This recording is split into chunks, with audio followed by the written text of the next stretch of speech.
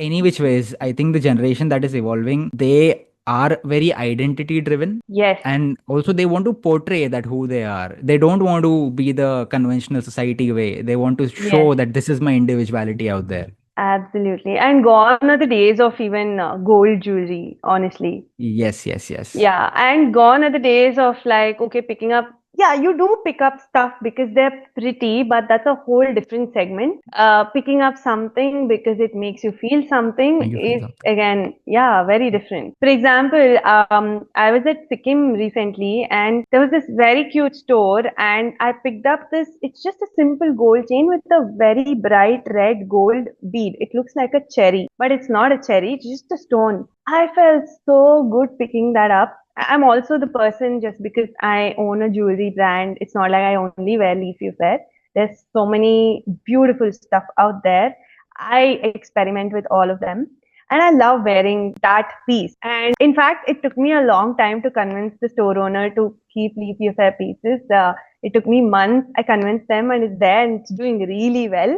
But what I'm trying to say is it's the vibe and I picked that up, right? Like with every travel, I feel that whenever I'm traveling, I always pick up some piece of necklace or something, and it's so much more than just okay, it is that color, but it reminds me of the memory or it reminds me of the person I was with, things like that. So that's a beautiful thing. But talking about the D2C jewelry space, India overall raised 870 crores in this particular segment last year. In Right. 2024-25, in fact. Yeah. Now, if we talk about Giva alone, they have raised more than $133 million and today they are sitting at 523 crores of revenue. There are Palmonas, there's Melorra, there are different brands, right? When you see such a huge chunk of capital pouring into this particular segment, when you watch that kind of capital pouring as the broader jewelry segment, how do you see Leafy Affair placing themselves into this market? And also, are you up for raising funds? Have you raised funds before? Tell us about that some.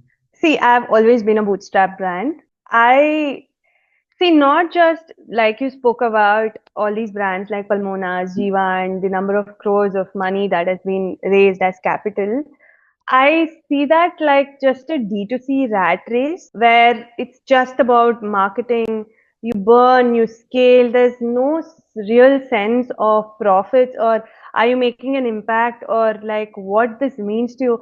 I am a very different kind of founder who is not running behind profits. That is very different about me. I mean, even Shark Tank, it's kind of like you go there to raise capital, right? It's not like you just go to show what you do. But my intention was to like get in and it can help with my marketing. So I did not come back sad at all because that episode helped me reach so many more audiences. Now, how it makes me feel is that I'm not in that race, so it does not make me feel anything because what I want to do is I want to create beautiful pieces that is intentional and that has something and that has some real value. And yes, I do want to make profits, but I do not have big dreams of I want to become a unicorn. I want to become like a like million crore. Like, I do not have such goals. Of course, it needs to keep sustaining itself, make sure it pays my team and me, myself well. But that's about it. Like, I want to be able to create a lot more. So, yeah, I guess it doesn't make me feel anything because I do not see myself running in the same track as those brands are. Okay, makes sense. If I talk I about think, Shark Tank, yeah, sorry. Is this hard to hear from a founder who's saying, no, I don't have big goals like that? Like, because I think most founders are like that. And I think this is very unconventional. But I, I have become so comfortable in that. The joy it gives me in creating or sharing this and so the joy I get in seeing people receive it well, like the new collections when I'm launching something, and then people receive it with so much love, and it's like a bullseye. They're like, "Wow, this is amazing. This is something I would wear." Things like that. That makes me happy. It's not really the numbers, I would say, because end of the day, I think those just create stress and pressure.